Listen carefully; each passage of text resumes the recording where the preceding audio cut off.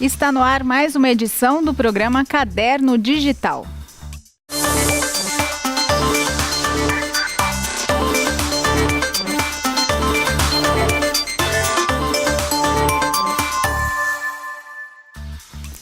Seja bem-vindo ao Caderno Digital, programa da Rede TVTec em parceria com a TV Câmara de Jundiaí, programa de entrevistas que trata de temas variados, principalmente os temas relacionados à nossa cidade, Jundiaí.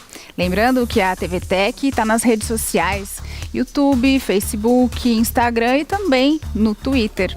No programa de hoje a gente fala sobre o Hospital de Caridade São Vicente de Paulo.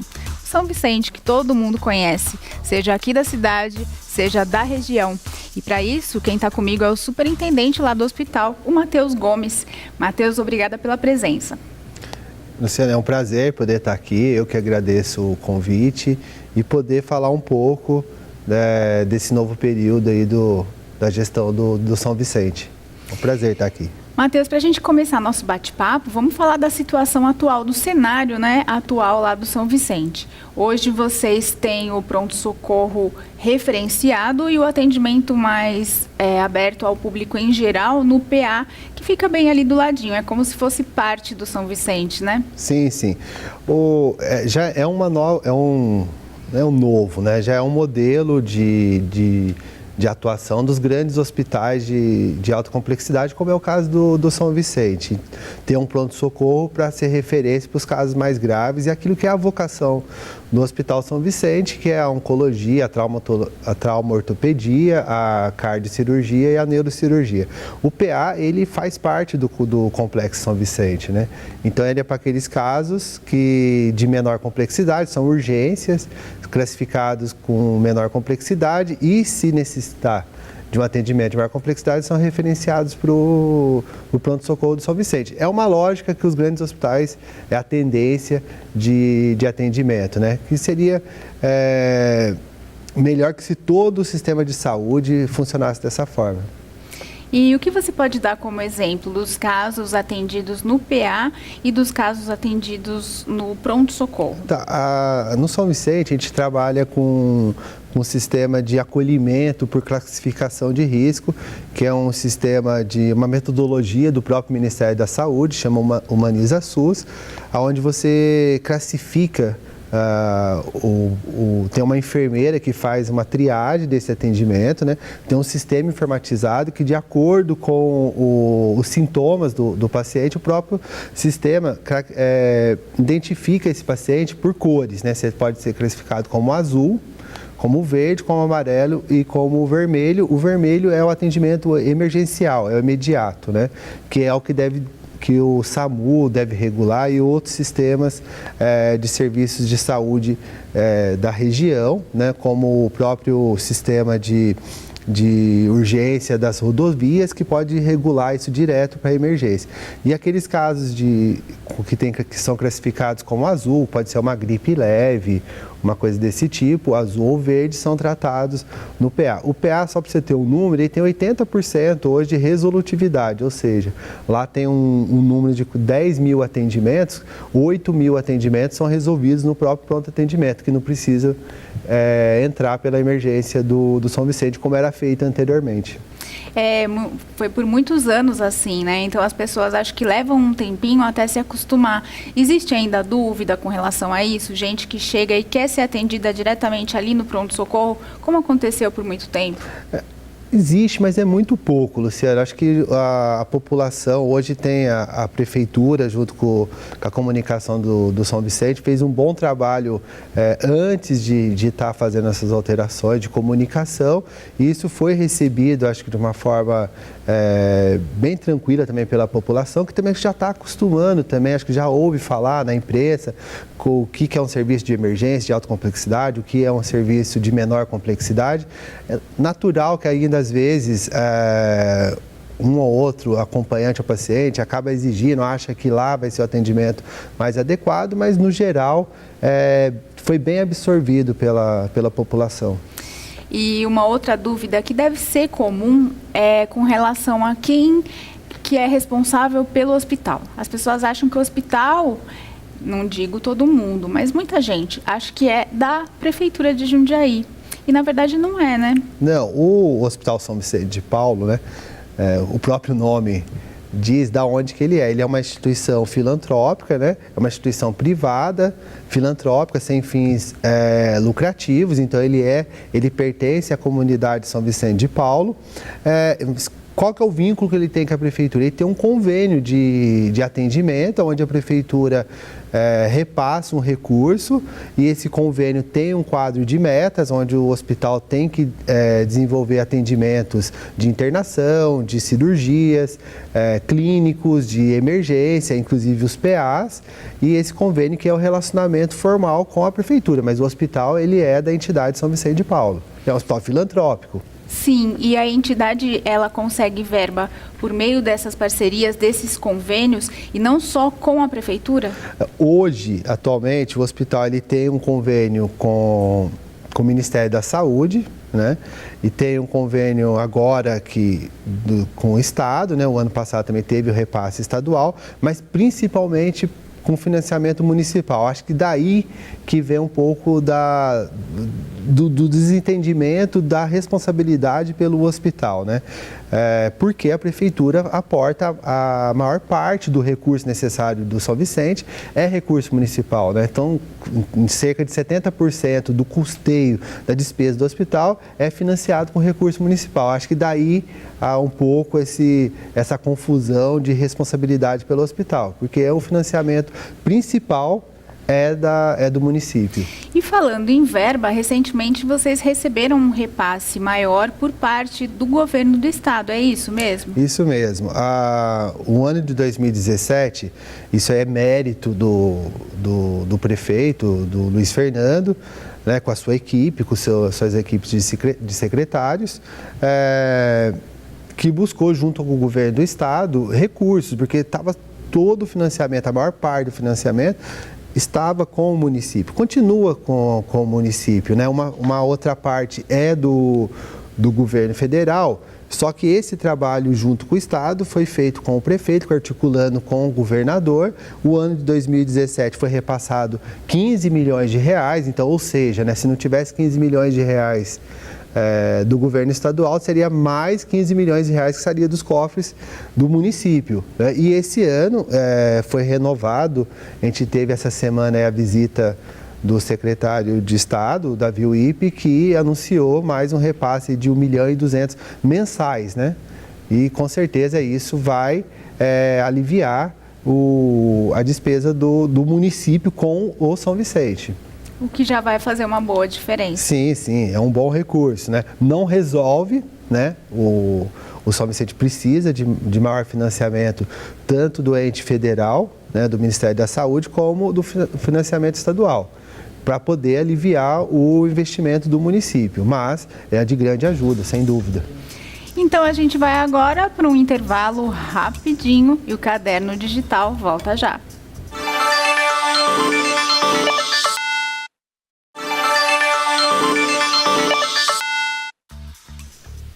Estamos de volta com o programa Caderno Digital, hoje falando do Hospital São Vicente, com o superintendente, o Matheus Gomes. Matheus, a gente estava falando de números, de verba, repasses. Afinal, quanto o São Vicente gasta? Eu não sei se vocês fazem esse cálculo por mês ou por ano. Então, o São Vicente, ele tem hoje, o custo do hospital hoje gira em torno de 13 bilhões de reais.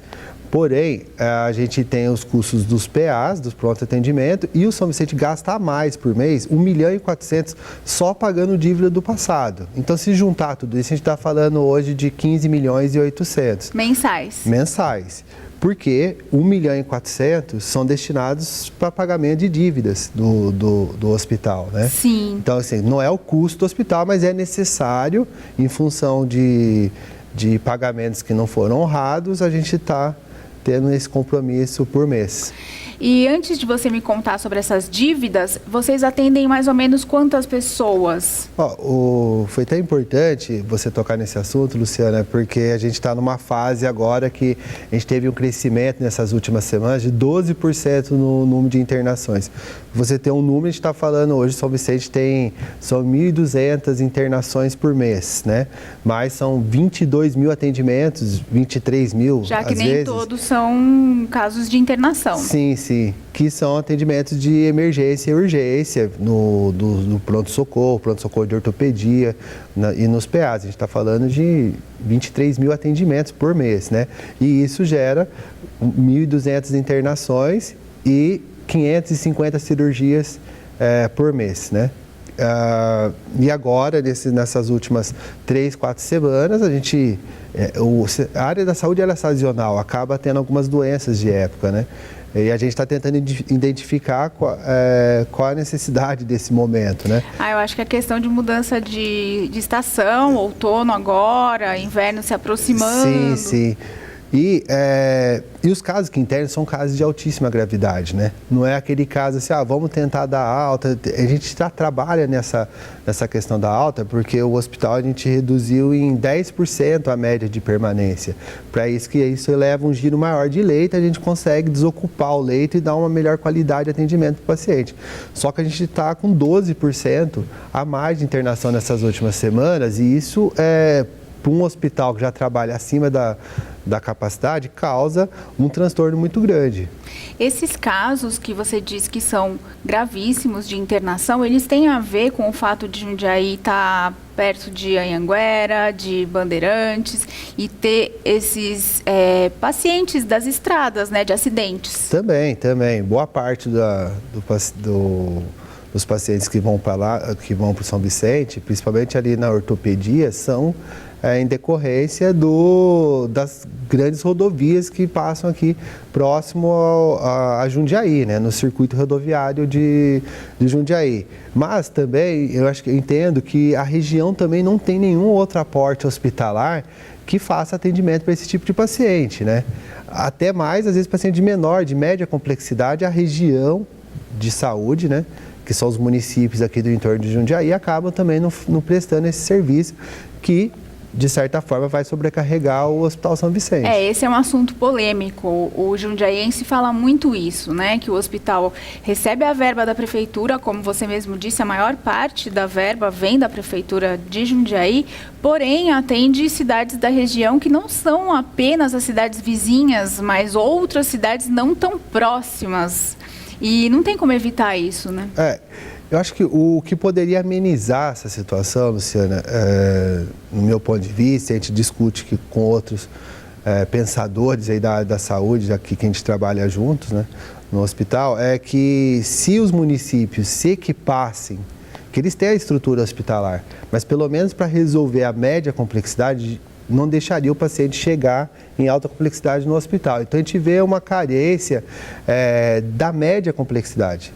Porque eles não vão conseguir fazer uma alta complexidade, até não é a lógica do sistema de saúde você ter vários hospitais grandes, fazendo a mesma coisa, competindo. Equipados. Então, o que eles deveriam fazer? Fazer aquilo que é o porte que eles precisam fazer. Até mesmo para o paciente do São Vicente agilizar a alta desse paciente, que ele possa continuar o tratamento dele num hospital de menor complexidade, um hospital de retaguarda. Então, acho que talvez algumas ações mais simples conseguiria resolver. Os pacientes da região, o paciente que é de Jundiaí, ele vai ter que ser tratado dentro do São Vicente, mas esse volume de paciente que vem para cá, eu tenho certeza que poderia resolver, até para atendê-los, esses pacientes da região, com maior qualidade, se a região resolvesse os de menor qualidade. Se você ter um número, hoje 30% da internação, da cirurgia, são do pacientes da região. 2% são pacientes fora da região, de vários outros municípios. E pacientes de alta complexidade de UTI chega a 45%. Mas e vocês não se conversam? Os municípios não se falam a respeito disso? Não tem uma luz no fim do túnel? Não fala, eu acho que não é de hoje, né? Não é um assunto novo. Eu vejo isso já há vários anos, porque você tem uma regulação também do Estado, porque a gente não tem gestão sobre outras unidades de saúde, né? Então, isso vai dar vontade de cada gestor de saúde, de cada prefeito da sua cidade. Mas eu vejo um trabalho intenso da gestão de saúde do município de Jundiaí, junto com as outras cidades, as outras unidades de saúde, mas eu vejo que sempre ali acaba esbarrando uma coisa ou outra, na falta de recurso, mas eu acredito ainda que isso seja inevitável, porque a gente vai chegar ou talvez já chegou num ponto insuportável de atendimento, né? O São Vicente, ele não consegue atender mais, ele está trabalhando acima do limite. E quando você trabalha numa situação dessa, você não dá qualidade de atendimento, né? Quando a gente interna o paciente dentro do São Vicente, eles estão em locais adequados, mas o problema é o paciente que fica no pronto-socorro aguardando a liberação de um leito. Que às vezes passa horas ali. Horas, dias, né? E acaba a gente passando por momentos de maiores dificuldades, como é o caso desses últimos dias, que cresceu em 12% o número de internações. Quer dizer, vocês não deixam de atender ninguém. Não. A questão é que muitas vezes tem que esperar o leito. Sim. E não é o atendimento mais adequado. Ele vai ter todo o respaldo técnico, médico, de enfermagem, de medicamento, mas ele não vai estar no local adequado, né? E muitas vezes são pacientes de grande complexidade, né? Que ele fique num leito adequado, né? Que o familiar, que o acompanhante possa acompanhar esse momento de dificuldade, né? Ninguém vai no hospital ali para passear, sempre é o momento de maior dificuldade da família e não ter um lugar que você possa acolher, dar a informação correta. O atendimento médico, assistencial, ele é dado, sem dúvida, e da melhor forma possível, né? O São Vicente é, sem dúvida, um dos melhores hospitais do país. Eu falo isso sem preocupação nenhuma, eu tenho certeza disso. A gente está falando dos melhores hospitais do país. O que o São Vicente é um hospital centenário, ele tem uma dificuldade de hotelaria, né? Por ser um hospital de mais de 100 anos, a estrutura, né? Física. Acabou sendo, por falta de manutenção nos últimos anos, isso agravou mais a situação do hospital e a gente vem tentando recuperar isso aos poucos, porque depende também de investimento. No próximo bloco a gente vai falar um pouquinho mais sobre isso, porque agora a gente vai chamar mais um intervalo e volta já já.